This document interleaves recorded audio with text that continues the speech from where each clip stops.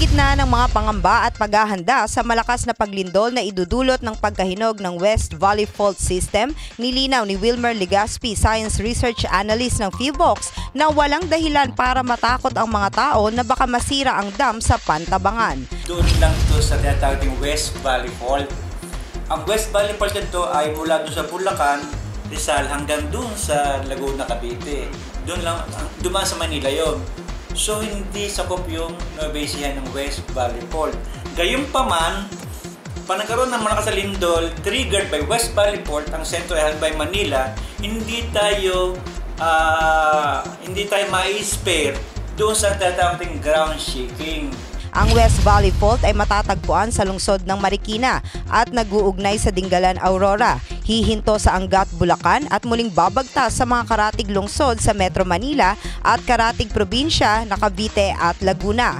Dahil sa fault system na ito, kaya may banta ng tinatawag na Big One na isang napakalakas na pagyanig na papalo sa magnitude 7.2 na sinasabing sisira sa 500,000 kabahayan at mga gusali at posibleng pumatay sa mahigit 35,000 na katao. Ayon kay Legaspi, bagaman malayo ang West Valley Fault sa Pantabangan Dam, madadamay pa rin ito sa ground shaking. Ngunit dahil matibay daw ang pagkakagawa nito ay hindi ito matitinag kahit pa ng intensity 9 o 10 na lindol. Kung halimbawa intensity 8 sa Manila, sa Nueva Ecija I think nga intensity 6 sa atin. So malakas pa din. So kung sa Pantabangan hindi siya maapektuhan yung Pantabangan kasi napakalayo ng West Valley Fault dito sa Pantabangan Dam. Kahit mag-trigger siya doon sa may intensity 8, natin siguro mga 6, sa almost 6 sa Cabato, baka 5 lang sa Pantabangan. So hindi niya kayang gibain yung Pantabangan Dam kung ganun lang mga intensity. Napatunayan na umano ang tatag nito noong July 16, 1990 earthquake nang huling gumalaw ang Digdig Fault na tinatayang nasa 10 kilometers ang distansya mula sa nasabing dam. Yung intensity 8 na nung 1990 hindi siya nagalaw eh. Ito pa kayang malayo yung magiging sentro ng lindol, di ba?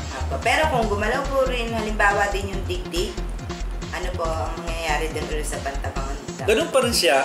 Still stand pa rin siya dahil matibay nga. Kasi kahit ang sabi ng mga engineers dyan, mga structural engineers, kaya niya mag-stand ng intensity 9 hanggang 10.